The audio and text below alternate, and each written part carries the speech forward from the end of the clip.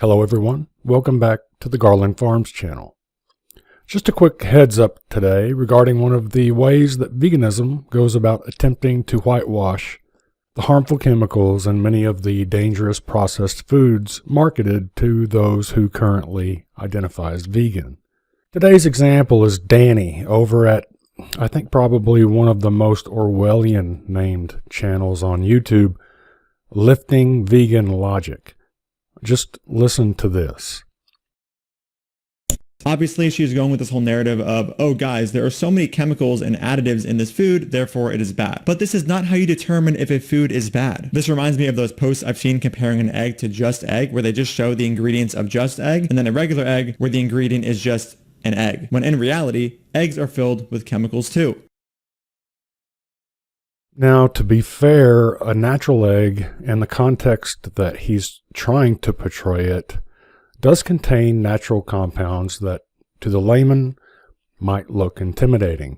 For instance, chicken eggs contain all 9 amino acids required for human health. However, I think most people would realize that a chicken egg is not going to naturally contain harmful carcinogens such as formaldehyde, benzene, or terpenes.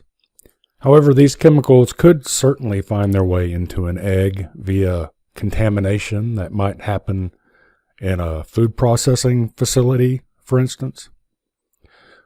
So for you, I went through the trouble of tracking down the apparent original, if potentially harmful, vegan propaganda and located the product that this list of ingredients was apparently pulled from. Now, I don't read Arabic, but it appears that this is a defunct food processing facility in Iran that is full of industrial processing equipment, where eggs are certainly the featured ingredient. Suffice to say, whatever is being produced here is not necessarily going to be the same as, say, a hand-picked pastured egg from an operation where the laying hens are thriving on natural forages, producing eggs as we would find them in nature, as Danny's graphic pretends to portray. But if we compare the ingredients of this so-called natural egg to Danny's so-called natural egg, it's almost an exact line-for-line copy, with the exception that whoever threw Danny's graphic together added percentages, presumably for dramatic effect, along with that last line which has been randomly thrown in for additional shock and awe value. So I ended up going through each of Danny's ingredients and determined which ones could naturally be found in a chicken egg, and this is what I found.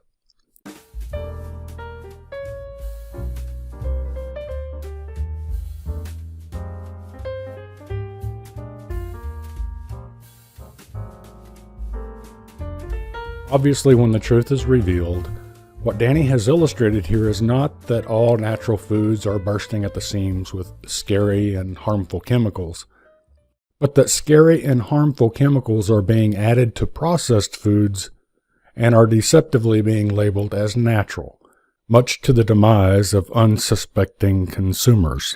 We call it, you ready? The natural effect.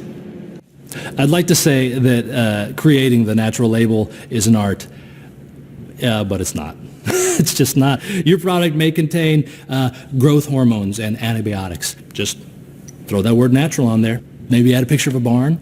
By adding natural to your package, you increase purchase intent, and then people think you're just as healthy as organic. We pride ourselves on this kind of confusion. Your product may be very heavily processed, but what, a barn? It works every time. I also think for someone who's supposedly against the existence of cattle, old Danny sure does peddle a whole lot of bullshit. Let me know what you think in the comments. And please consider subscribing, and thanks for watching.